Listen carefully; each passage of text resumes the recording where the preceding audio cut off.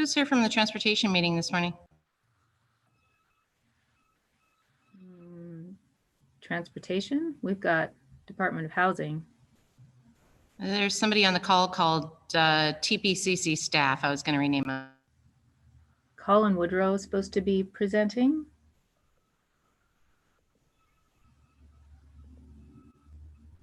I don't know who TPCC.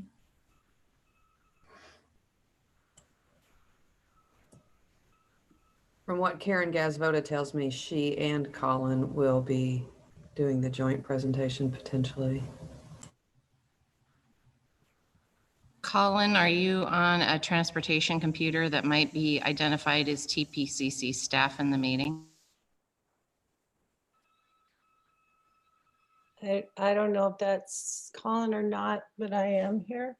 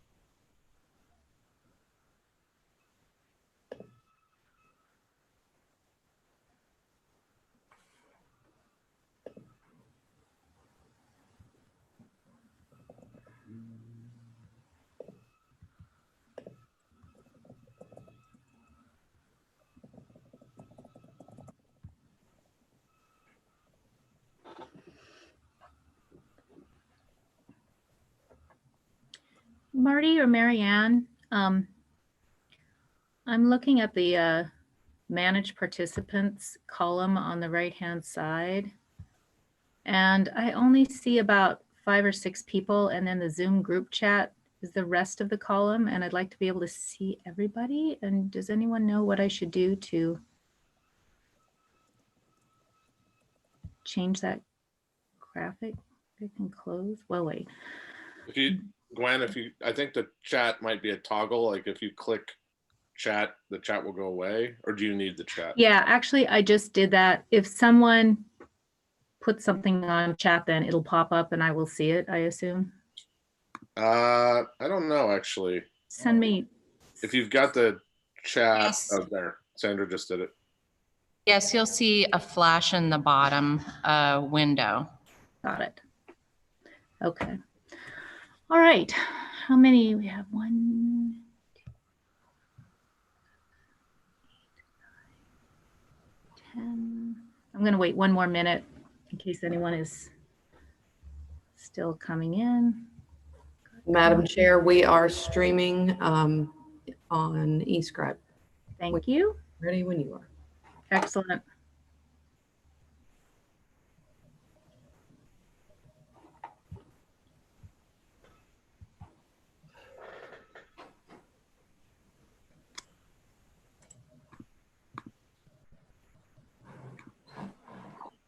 Okay.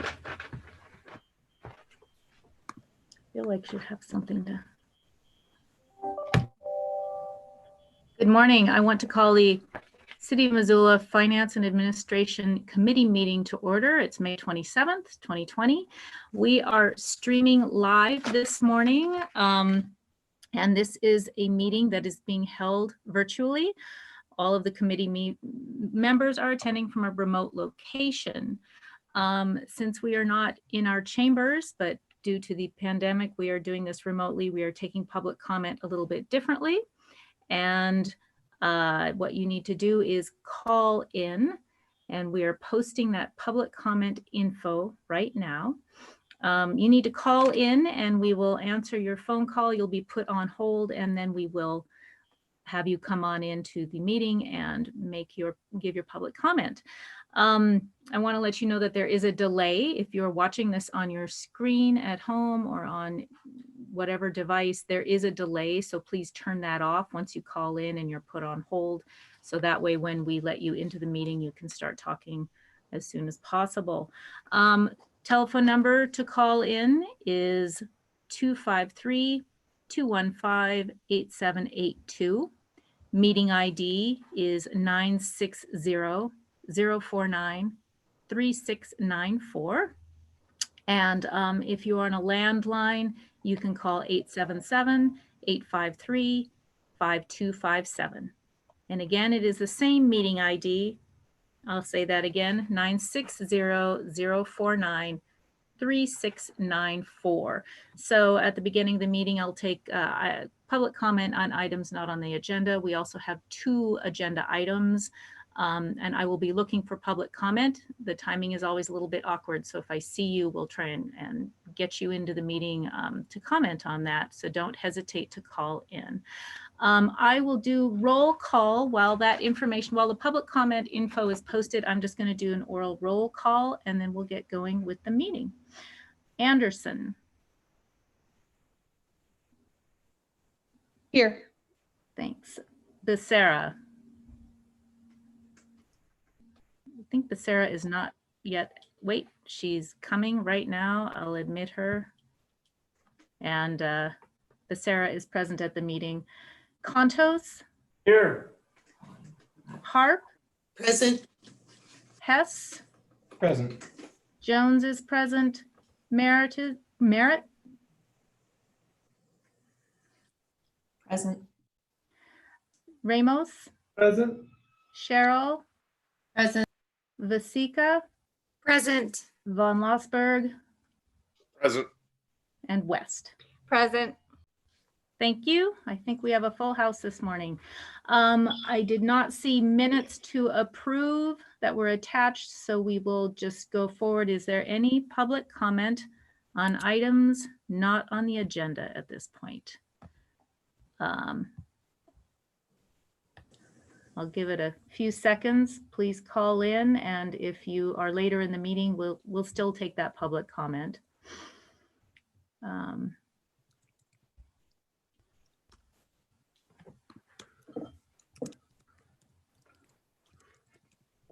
Okay, I think we will go forward. I'm not seeing any public comment. So the first item on our agenda, we have 2. The first is the City of Missoula Annual Action Plan for HUD-funded programs for program year 2020. These are our CDBG funds, basically, and we have Colin Woodrow here to present on that, and I think Karen Gasvoda also. So if you want to unmute yourselves, and we're looking forward to the information on this item.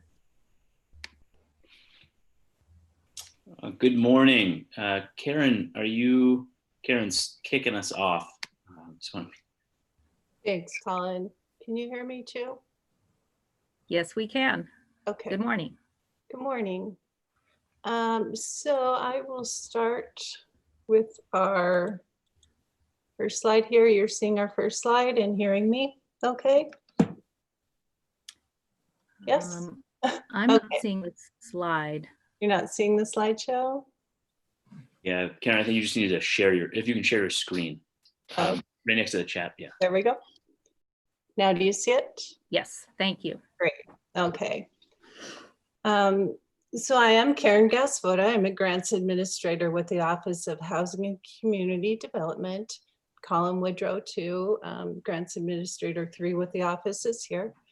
And we are here to present the annual funding recommendations for the U.S. Department of Housing and Urban Development funds for community development block grants, the Home Investment Partnership Program, and the CARES Act CDBG-CV funds for program year 2020.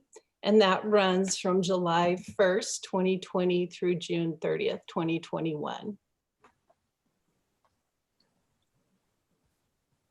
I'll provide you a bit of background. Each year, the City of Missoula receives grant funds from HUD. These funds come through two funding streams: Community Development Block Grants and the Home Investment Partnerships Program. Missoula has been an entitlement city for CDBG since 1999 and a participating jurisdiction for home since 2003. And this means that we receive program funding directly to the city and are not required to compete for the funds with other state jurisdictions. And we are one of 3 cities in Montana, alongside Billings and Great Falls. And eligibility for participation as an entitlement community is based on population and other criteria. These funds are often used jointly to develop projects, and they are used to benefit Missoula's low and moderate income residents, and for leveraging resources to improve supply of affordable housing, public improvements, and public services. As part of receiving funds annually from HUD, we are required to submit to them a consolidated plan with a duration between 3 and 5 years, an annual action plan, and a consolidated annual performance and evaluation report. We completed our consolidated plan last year for 2019 through 2023. So through 2023, we will be submitting annual action plans and capers.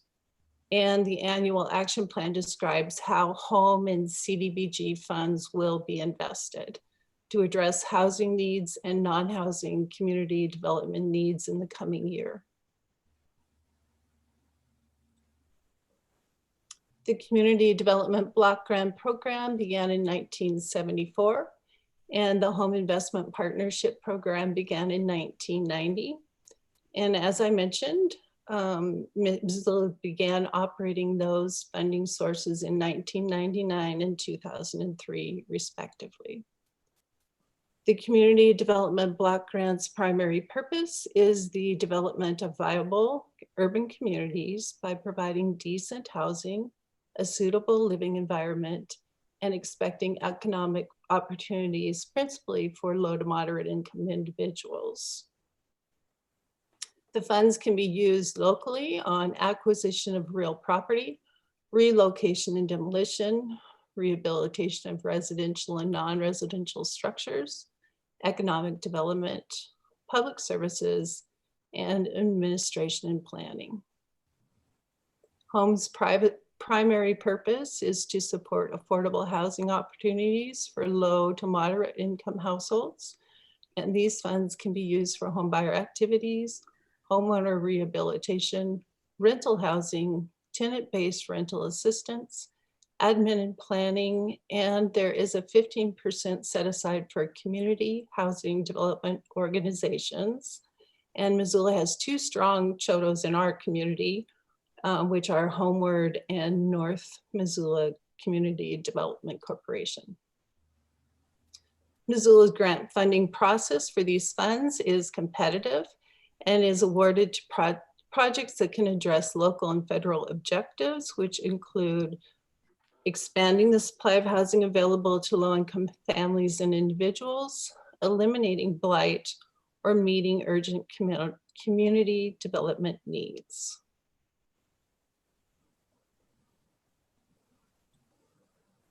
This year, the City of Missoula received a special allocation of community development block grants totaling $339,403. These funds are used to prevent, prepare for, and respond to coronavirus. This allocation was authorized by the Coronavirus Aid, Relief, and Economic Security Act. The Office of Housing and Community Development coordinated with the local community organizations affected by disaster task force. The task force is made up of medical experts, healthcare providers, homeless service providers, and emergency management staff. The COAD identified the most pressing needs in the community for COVID-19 response efforts and outlined funding priorities. The funding recommendations were to help stop the spread of COVID-19 citywide, by supporting outreach services and appropriate supportive services for homeless individuals in isolation and quarantine in compliance with the U.S. Centers for Disease Control and Prevention guidance. These projects represent the community's highest need as determined jointly by the task force, and also represent activities not eligible for reimbursement through other federal disaster recovery funds. And our office worked with the organizations that were identified by the COAD to ensure that the proposed projects would meet eligibility requirements.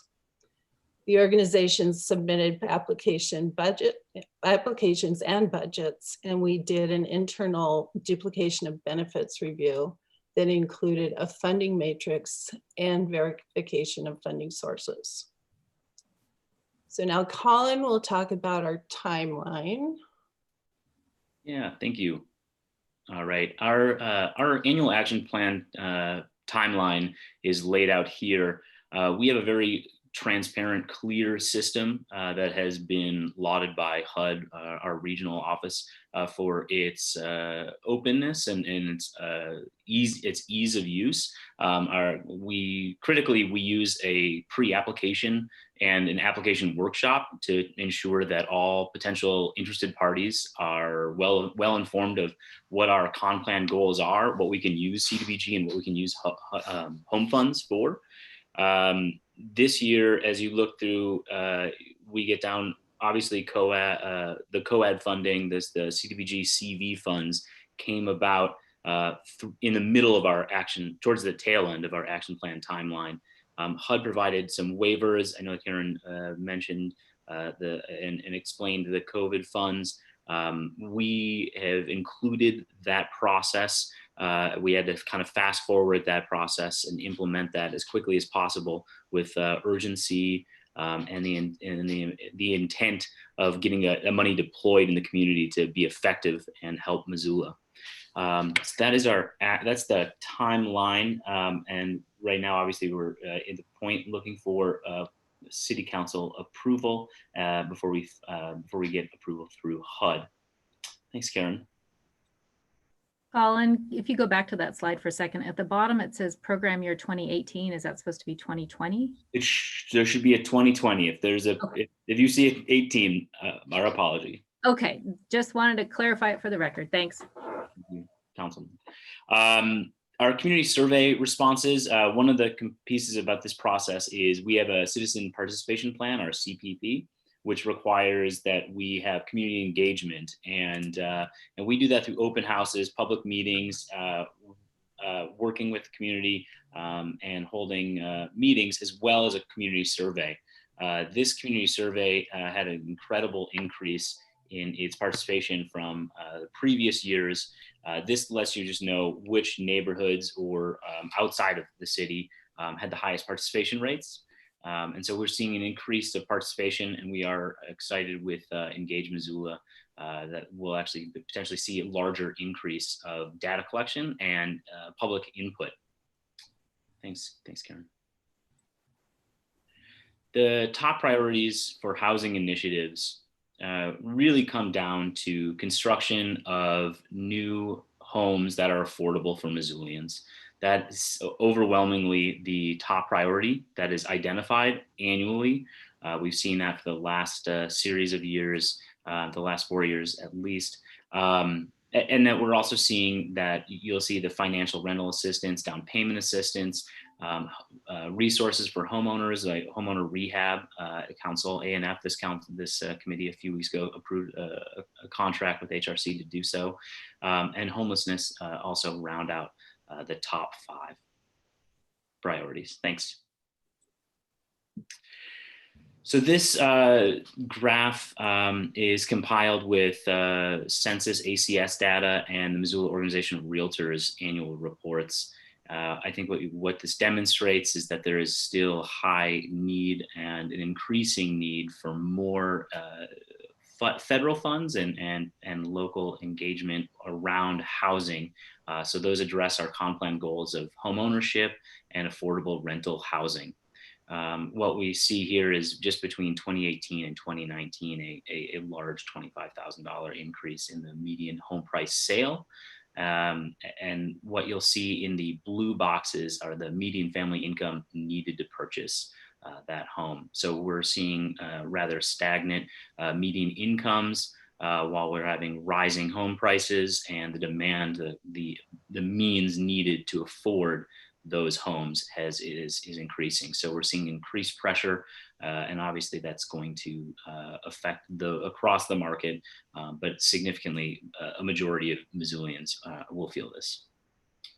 Thanks, Karen. Colin, we had a question, if you don't mind taking questions during the presentation. Ms. Merritt had a question. Hi, thanks. Yeah, I was just looking at this graphic, Colin, and the orange or kind of yellowish block on the says that that's a median one-person family income. But Yes. the blue is median family income. I don't know, those it seem a little bit apples and oranges. And just for the sake of the public presentation, when this is a public hearing, I'm wondering if that's the comparisons that we really want to make that makes sense. Yeah, fair enough. Yeah, I certainly debated about what stat to include in there. The ACS provides single family median income. We could also look at HUD has figures that are provided, and you can extrapolate off their CDBG and home tables to determine what a median home family size is.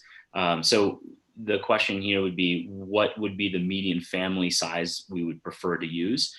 So I simply used a single family as provided by the ACS data, than to assume that Missoulian families are made up of households of 4 or 2, or but yes, I one version I included multiple stat lines for every household size. It was a little busy, so I thought I would just try and keep this clean. Would you like me to follow up?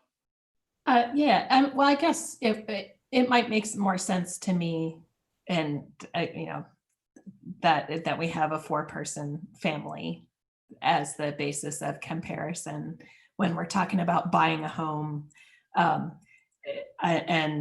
Maybe I'm off base here, but it seems more likely that your home buyer crowd is not that people who are single people living on their own. That I don't know. I think you get where I'm coming from. Thanks. Okay, I can amend that and send that to you if you'd like. Yeah, that'd be great. And I just think it might be useful for the public hearing if you plan on giving this presentation again at the public hearing. Okay, thank you. Great. We have 2 more questions. I'm going to assume that it's on this slide, and let's just go ahead and take those now. If you have other questions, let's hold them. I think we're close to being done with the presentation. So Ms. Vasika? Yes, I just wanted to agree with Ms. Merritt on that. I think it would be a lot more helpful if we had like 2, when she says the 4-person household, I'm assuming she means 2 adults and 2 kids. I guess it could be like a dual income or just one breadwinner in the family, but I think it would be more helpful with 2 adults in that stat. Certainly, yeah, and we can try and I can update that, and we can try and ground truth that with the Missoula Organization of Realtors to determine who the average home buyer is and what that looks like. If that's a 2-person household, or if that's a 4-person household, or if there are a lot of single relocating adults who are buying homes on their own. Certainly, That'd be great. Thank you. Ms. Harp? Thanks, Gwen. Colin and Karen, I don't know if this makes a difference at all, but the difference as a percentage between 2009 and 2019 on the home price is 51%. For the median family income, it's 53% increase, but for a single person, it's only been an 18% increase. And while this graph is very helpful, it doesn't necessarily tell the whole story. So I think it's also just kind of important to be able to put some numbers in terms of, so that we're more aware of what that difference is in terms of the percentage increase. Certainly. It sounds like with all these comments and questions regarding this slide, potentially we could add multiple graphs on this, and I didn't want to overwhelm it. This graph was simply to exemplify the need and the strain and stress on the market. Certainly happy to expand this, and in our next time we present this to council in June, we will update this or expand this and have multiple slides that cover median home price compared to a four-person size household, and we'll use that ACS data for that. Thank you, Colin. Yeah. Great. And I will say we could probably spend hours talking about affordable housing, but we've got a CDBG item today to get through. So back to you, Colin. Okay, thanks, Karen. If we can go to the next slide. Thank you. This shows our anticipated resources. CDBG is fairly stable. It's a stable funding source. It's the allocation comes in and out every year. We get awarded different amounts. We have a median annual allocation of right around $530,000. Thanks, Karen. And as far as the home anticipated resources, for the past 5 years, our annual home allocation averaged approximately $335,000. The City of Missoula home allocation for program year 2020 is $394,193. And as you can see, home allocations have more variability than the more consistent CDBG award. Mm-hmm. Our annual application process begins with the posting of the application guidelines. We then hold an application workshop to make clear the requirements for projects. We take pre-applications in an effort to troubleshoot issues early. The deadline this year was January 31st. Final applications were due on February 28th after a series of technical assistance and applicant organizations. We received 4 applications this year, and during this process, we obtained documentation for each project, including budget, narrative of intended outcomes, and CDBG and home compliance. A review committee met to rank the projects according to criteria established in the grant package guidelines to determine the top ranking projects and recommendations for funding.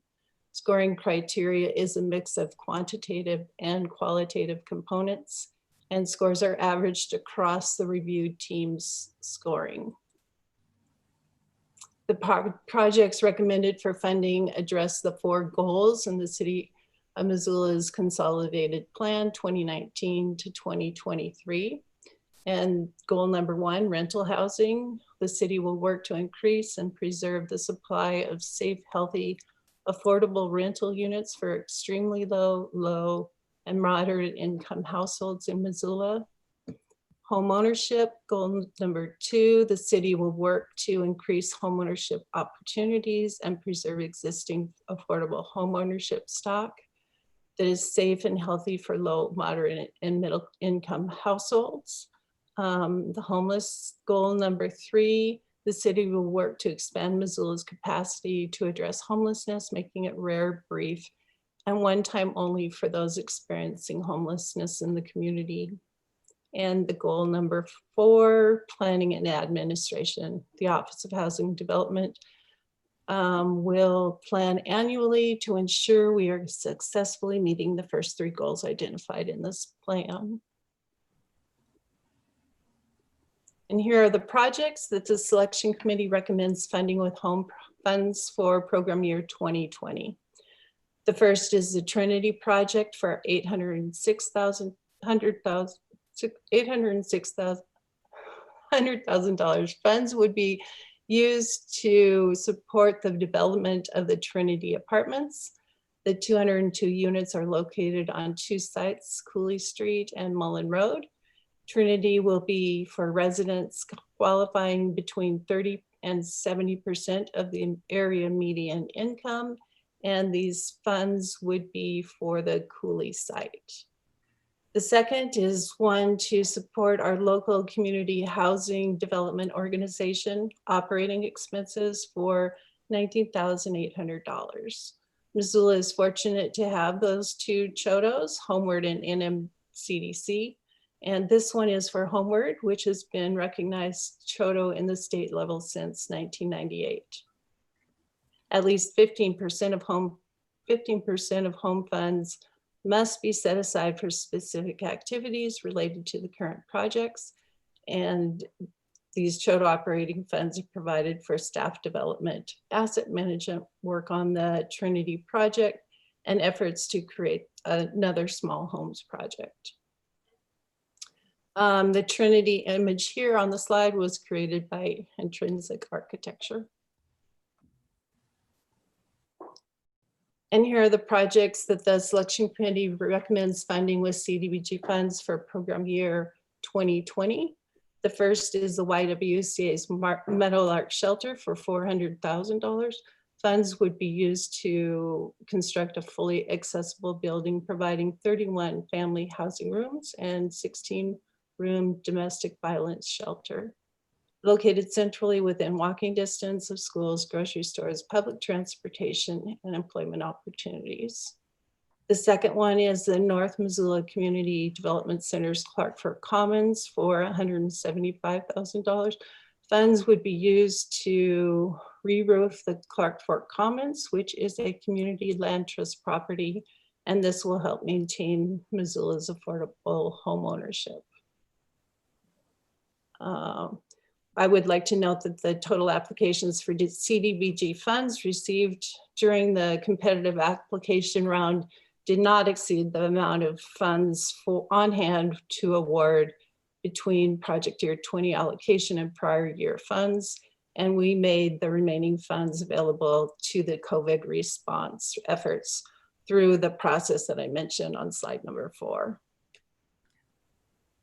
And now back to Colin. Okay. Every year we are given a 15% cap on public service projects. These are the public service projects that we're allowed to and are recommending for funding for our PY20 allocation.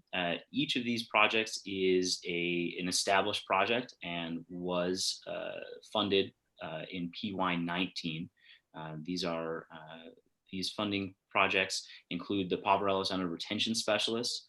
This is a position that works through the coordinated entry system.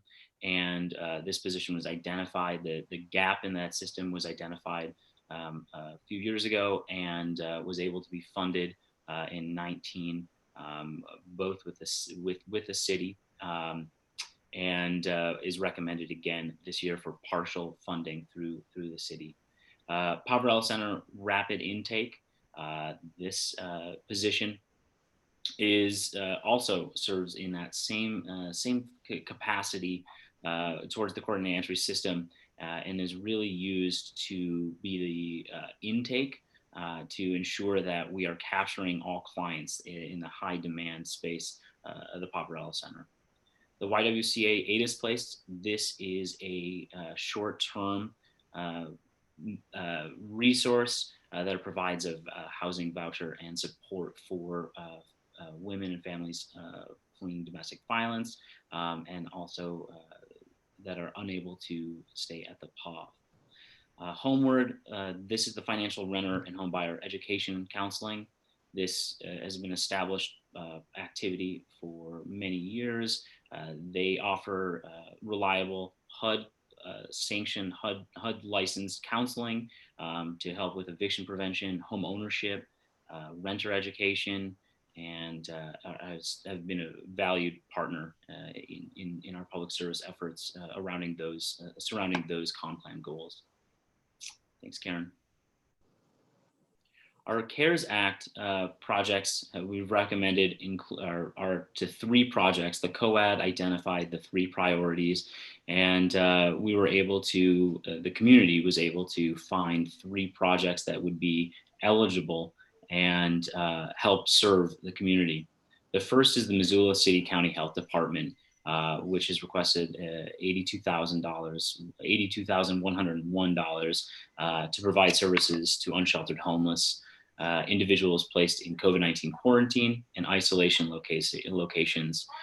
The goal here is to have a social worker who will be working with registered nurses and other community partners to ensure that there is community services provided to all clients to help minimize the spread and impact of COVID.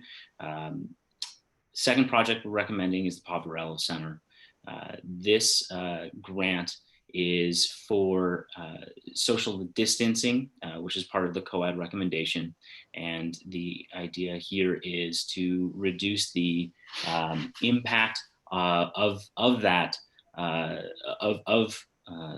COVID on our clients, and just ensure that we're providing safe, socially distanced housing. So this is in accordance with HUD recommendations and CDC recommendations, COED recommendations. Last is the Poverello grant for sanitation, and this is to provide sanitation, cleaning services, equipment, and labor to ensure that the site is not a hotbed for transmission. Okay, thanks, Karen. Our admin and planning, we do have a set aside that allows for admin and planning to be pulled from the HOME Award and CDBG awards. This is a routine and best practice. We use this to provide technical assistance to all organizations. We do all the sub-recipient compliance monitoring, so that is on-site monitoring. We also do community planning efforts, our citizen participation plan. We do our drawdowns and all financial responsibilities, comply with fair housing, all our HUD annual reports. There's a number of reports that are not listed here, which we perform annually, and then any other grant management that's required for CDBG and HOME. Thanks, Karen. Over these projects, we anticipate, these are the anticipated outcomes for all the projects that we have listed, and not including, it should be noted, not including COVID funds, the COED recommended projects. Those three projects are not included in these anticipated outcomes. We expect all these outcomes to make significant impact towards our con plan and the goals outlined by the city of Missoula and the citizens of Missoula. Key ones are 202 rental units. These are affordable homes. These are homes that are affordable for the majority of Missoulians. We'll see those public service projects that I briefly mentioned. Those will have an impact on over 1,000 individuals.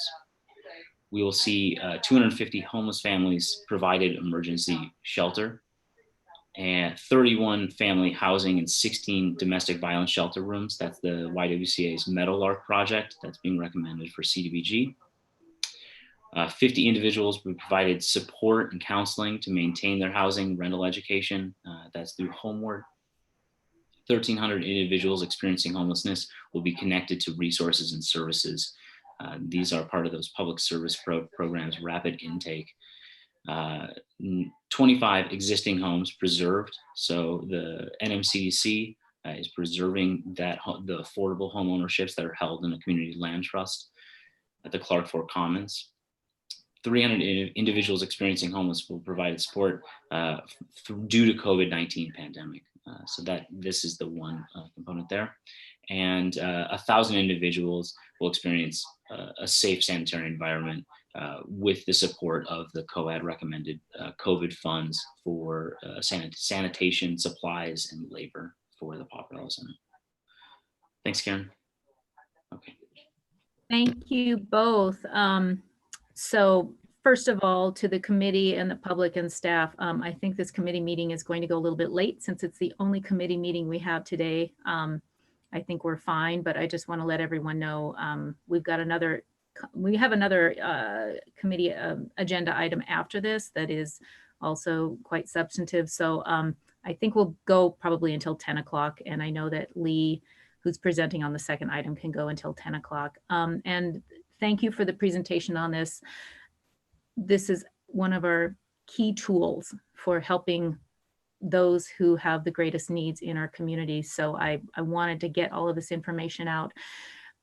We are just setting a hearing today. Let me go back to my screen. Okay, we are setting a public hearing today for Monday, June 8th.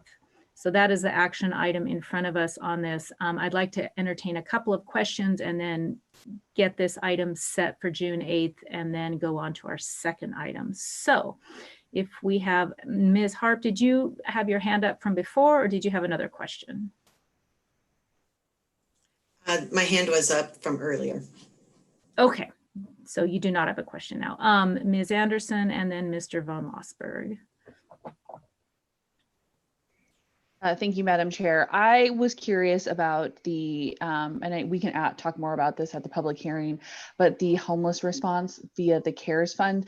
Having been on council for a couple of years, seeing this presentation of how we award CBG, oh gosh, I get that acronym wrong, funds is pretty standard, but what the new piece is around the CARES money and the focus on homelessness. And I would appreciate a little bit more information because I think that, given the pandemic and the financial impacts it's having on our community, we are seeing those folks who maybe be on the margins, a slight increase in our homeless population. And how are we utilizing these funds to anticipate those needs and addressing those that population, I think is important. If you have, were we able to hold back any of the CARES money to award kind of as the situation changes going forward? And how do we expect how are we anticipating addressing the need for a potential increase in homeless population in regards to COVID? That was a suggestion and a question all jumbled together. I apologize, but Colin, if you want to take a swing at it, go for it. Yeah. If we have time, briefly, the conversations we've had, especially around the COAD and recommendations, multiple conversations and presentations, meetings with HUD. We determined that, or it was made clear that there are other federal funds that are being used for rental assistance that will be coming through the Montana Department of Commerce, that we needed to ensure that Karen mentioned the duplication of benefits review. It's a very lengthy process. That duplication of benefits review is to ensure that things, other like small business loans and things like that, are not being used to pay for the same activity. Critically, these are still CDBG funds, so they do need to, they apply to the same, they have the same CDBG expectations and requirements to serve households at 80% AMI and below. And so the goal here and the direction, guidelines, and federal requirements, laws surrounding CDBG still are in effect. And so the goal, the intent is to deploy these funds as quickly as possible to make them available to help reduce the spread and the transmission of COVID, and ensure that we're able to provide services and we don't have high transmission rates with affected populations, particularly homeless populations. I hope I answered that question. Thanks so much. Yeah, I mean, it would be helpful maybe if would it be easy to put together a slide kind of talking about the duplication of resources, or that kind of that matrix you went through? Because I think that, we as a community don't really realize all of the resources that are out there and how this plugs into that. And if that is I don't expect you to do an entire presentation on all the things that we're doing to affect homeless populations, but I think, you kind of highlighted that you'd gone through that process. And I think it'd be curious to add to this, to highlight where this is, where we're plugging holes with this money. Certainly. Thank you. Great idea. Thank you for that. I'm just going to put out there, we'll be voting in a few minutes, hopefully quickly on this. So if there is any public comment, anyone that wants to make public comment on this item, please be calling in, and I'll just say the number again, 253-215-8782. Meeting ID is 960-049-3694. I have Mr. von Lossberg and then Heidi and Merta also have raised their hands, but I'm going to ask, since we are so over time now, if Heidi and Merta could hold their questions until the public hearing on this. And Mr. von Lossberg, let's go with you. I just wanted to make the recommended motion for the public hearing on June 8th. Thanks. Thank you. And Ms. Becerra, Ms. West, is that okay to hold your questions? Yeah, I think that's fine with me. Yeah. I'll make you. sure to write it down. Thank you. This is the longest I've ever gone over. Okay, thank you. If there is any public comment, we are looking for that. There will be a June 8th public hearing on it, which would be another possibility, of course, for substantive public comment on this item. I am not seeing anyone calling in for public comment. So we will take a roll call vote on this item. The motion is in order. Mary Ann, to you. Anderson, Yes. Becerra, Yes. Contos, Yes. Harp, Yes. Hess, Yes. Jones, Yes. Merritt, Yes. Yes. Ramos, Cheryl, Yes. Vasika, Yes. von Lossberg, Yes. West, Yes. unanimous in favor. Thank you. That is now set for June 8th. And we will go on to our second item, which is resolution relating to up the sewer system revenue and refunding bonds. And we have Lee Griffin here to present on that. Thank you for your patience, Lee, while we were hearing the prior item. This also is very interesting, and take it away. Thank you. I do not have a presentation, but I'm happy to pull up the resolution if folks would like. What I'm bringing today is a refunding and revenue bond parameters resolution to City Council. What this means is this resolution enables us to go sell bonds within a certain set of parameters, and as long as on the open market, to take advantage of positive and quickly moving interest rates. So the bonds that we would like to sell refund two existing issues that we have. There's the 2010 issue that had originally been issued for 10.3 million, is now in a little over 9 million outstanding principal, as well as a 2011 issue that was issued for 1.29 million and is now outstanding principal is about 955,000. We would also issue about $4.2 or $4.3 million in, it's termed sort of inside baseball term, new money debt, but that would be new and additional debt that we would issue to cover capital projects that have been undertaken by the wastewater utility that have already been completed, are in the process of being completed, or will be completed next year. And all of those have gone before City Council and been approved via the budget and CIP process. One of the benefits to doing this is interest rates are really positive right now. We can, take what would be essentially 3 issues, wrap them up into 2 issues. It's a little more simple from an accounting and administrative standpoint, but primarily there's the economic benefit. Folks might remember that the larger bond issue was an ARA bond, and we received a federal interest credit for that. That federal interest credit has been subject to sequestration and has been reduced every year, but we are still seeing that we can refund that, refinance that, and receive an economic benefit. And in total, between the refunding of those two issues, it should be in excess of $1 million, even when we take out that federal interest credit piece. What we would do after passing this parameters resolution is I would go work with our fiscal advisor and our bond counsel to sell the bonds in the middle of June, as long as they meet these parameters. And then we would bring back a final bond resolution to City Council. Thank you.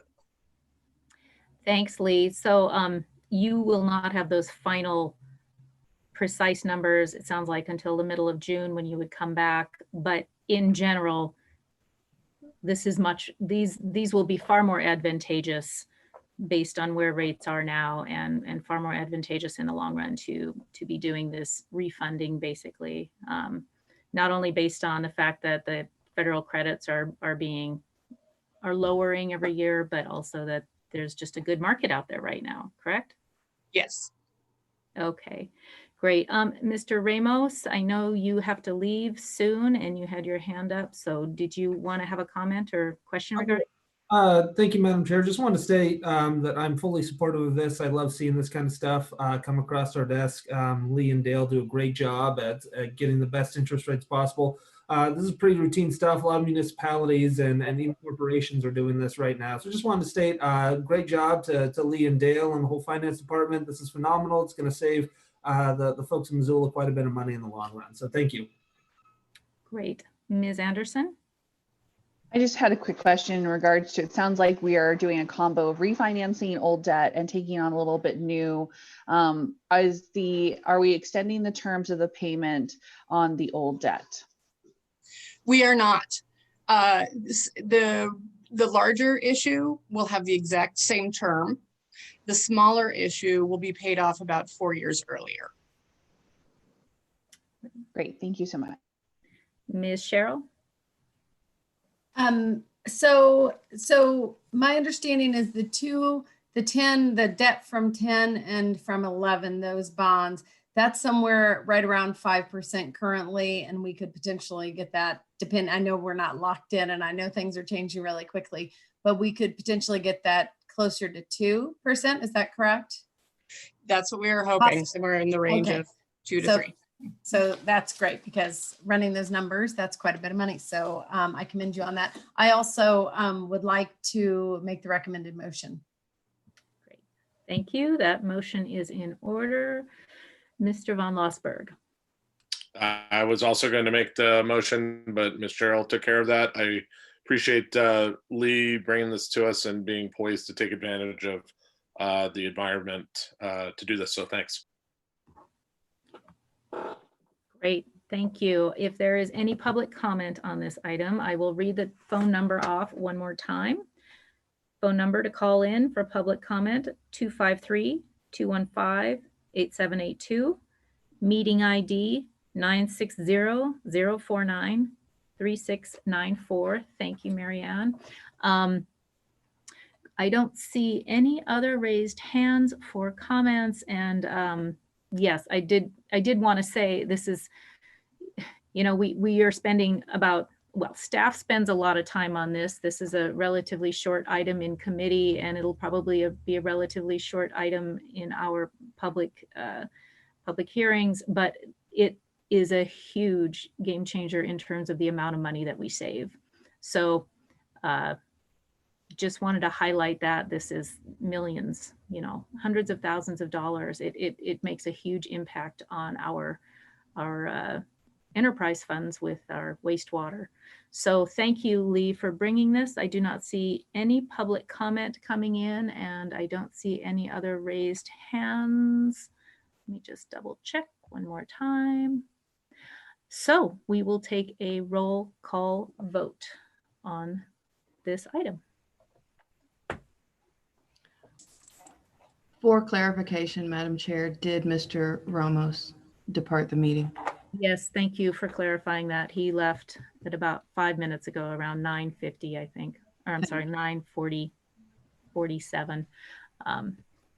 Otherwise, everyone else is still present. We will proceed with the vote. Anderson, Yes. Becerra, Yes. Contos, Yes. Harp, Yes. Hess, Yes. Jones, Yes.